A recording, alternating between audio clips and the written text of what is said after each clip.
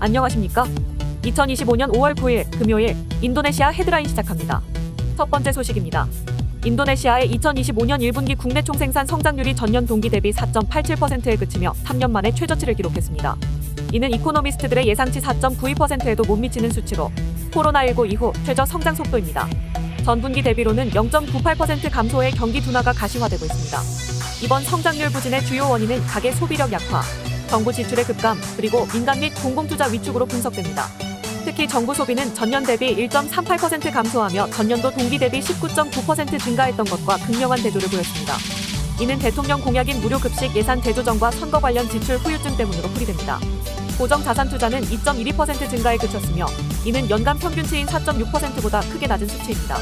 높은 금리와 미중 무역 갈등 등 글로벌 불확실성 속에 기업들이 투자를 유보한 영향이 컸습니다. 소비는 라마단 효과에도 불구하고 4.89% 증가에 그쳐 회복세가 미약했으며 이는 전체 GDP의 54.5%를 차지합니다.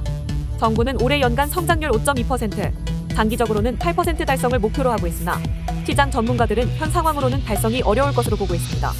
국제통화기금은 인도네시아의 올해 성장률 전망을 기존 5.1%에서 4.7%로 하향 조정한 상태이며 전문가들은 하반기 정부의 인프라 지출 확대와 산업 고도화 추진이 관건이 될 것이라고 분석했습니다.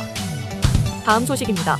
인도네시아의 제조업 경기를 나타내는 구매관리자 지수가 4월에 46.7로 급락하며 코로나19 팬데믹 이후 최저치를 기록했습니다. 이는 3월에 52.4에서 무려 5.7포인트 하락한 수치로 제조업 경기가 5달 만에 위축 국면에 진입했음을 나타냅니다.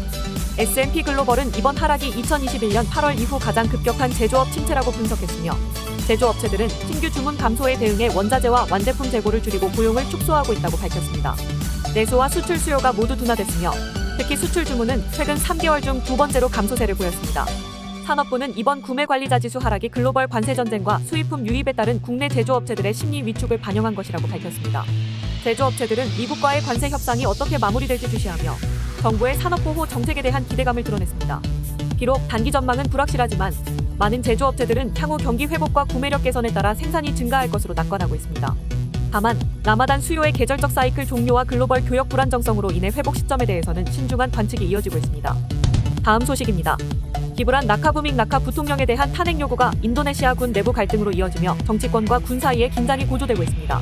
이번 사태는 지난해 대선 당시 기브란이 헌법재판소의 특별 판결을 통해 나이 제한을 넘기고 부통령 후보로 등록하면서 촉발됐습니다. 당시 헌재는 40세 미만이라도 지역 행정 경험이 있으면 출마할 수 있도록 예외를 인정했고 이는 기브란에게 유리한 판결이었습니다. 그러나 해당 판결을 주도한 헌재 소장이 기브란의 친척이라는 점에서 공정성 논란이 불거졌고 일부 퇴역 장성들이 절차 위반이라며 탄핵을 요구하고 나섰습니다.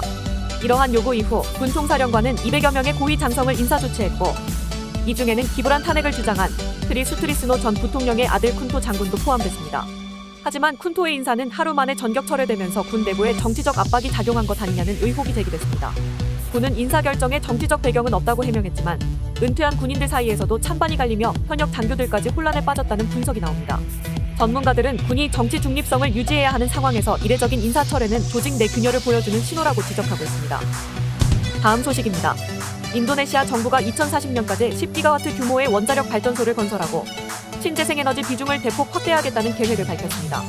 이는 전체 103기가와트의 신규 전력 확보 목표 중 일부로 나머지는 태양광 풍력 등 신재생에너지와 천연가스를 통해 도달할 예정입니다. 하심 조조하디 쿠수모 대통령 특사는 로이터 인터뷰에서 향후 5년 안에 다수의 발전 프로젝트 계약이 체결될 것이라며 특히 원전은 준비 기간이 길기 때문에 조기 계약이 중요하다고 강조했습니다. 원전 사업에는 미국, 중국, 러시아, 프랑스, 영국 등 주요국 기업들이 투자에 관심을 보이고 있으며 인도네시아 국부펀드와의 공동투자 가능성도 언급됐습니다. 다만 인도네시아는 환태평양 조산대에 위치해 지진과 화산 활동이 잦기 때문에 안전성을 고려해 바다 위에 설치하는 부유식 소형 모듈 원자로 방식도 검토 중입니다. 정부는 아직 원전 부지가 확정되지 않았으며 석탄 발전도 점진적으로 줄일 계획이지만 당장 퇴출하지는 않을 것이라 밝혔습니다. 현재 인도네시아 전체 발전 설비 용량 중 절반 이상이 석탄이며 원자력 발전소는 건설된 적이 없습니다. 정부는 정의로운 에너지 전환 파트너십 등 국제 협력을 통해 석탄화력 조기 폐쇄를 추진 중입니다. 다음 소식입니다. 서부 자바주에서 청소년 범죄가 급증하자 중국식 군사갱생 훈련 프로그램을 도입하여 논란이 일고 있습니다.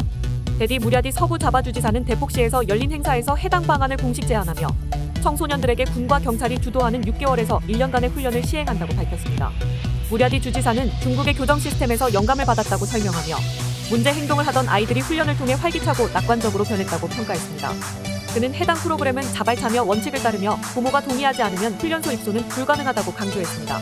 참고로 최근 대폭시는 마약, 폭력, 집단 싸움 등 청소년 범죄가 급증한 지역으로 경찰과의 충돌 사례도 잦습니다. 무랴디 주지사는 학교를 거부하고 폭력적 행동을 보이는 청소년들을 위한 새로운 대안이 필요하다며 현재 프로그램을 시범 운영 중에 있다고 밝혔습니다. 하지만 정치권 일부에선 반대 목소리도 나오고 있습니다. 아흐마드 루트피 중부자바 주지사는 이미 형법상 청소년도 처벌할 수 있는 규정이 있는데 왜 별도 프로그램을 운영하려 하느냐며 법에 따라 처리해야 한다고 주장했습니다. 다음 소식입니다. 한국계 유통업체 GS 슈퍼마켓이 인도네시아 시장에서 완전히 철수하며 오는 5월 31일부로 모든 매장의 운영을 종료합니다. 이번 소식은 현재 언론과 소셜미디어를 통해 확산됐으며 회사는 공식 SNS를 통해 포인트 사용 마감일을 공지하며 철수 사실을 확인했습니다. 자카르타 시부구르 매장을 포함한 일부 매장에서는 이미 재고 정리를 위한 최대 50% 할인 행사가 진행 중이며 매대가 비어가고 직원 일부는 근무지를 떠난 것으로 알려졌습니다. 회사는 5월 말까지 포인트를 사용할 수 있으며 이후에는 자동 소멸된다고 밝혔습니다. GS 슈퍼마켓의 철수로 인해 수백 명의 현지 직원들이 일자리를 잃을 것으로 보이지만 아직 구체적인 보상이나 재배치 계획은 발표되지 않았습니다. 회사 측은 이번 결정의 배경에 대해 시장 상황이나 경영 전략 변경 등 어떠한 이유도 공식적으로 밝히지 않고 있습니다. 이번 철수는 수년간 인도네시아 소비자들에게 서비스를 제공해온 한국 유통 브랜드의 퇴장을 의미합니다. 업계는 앞으로 한국 브랜드들의 해외 진출 전략에도 영향을 줄 수 있다며 GS의 철수 배경에 주목하고 있습니다. 시청해주셔서 감사합니다. 다음 시간에 뵙겠습니다.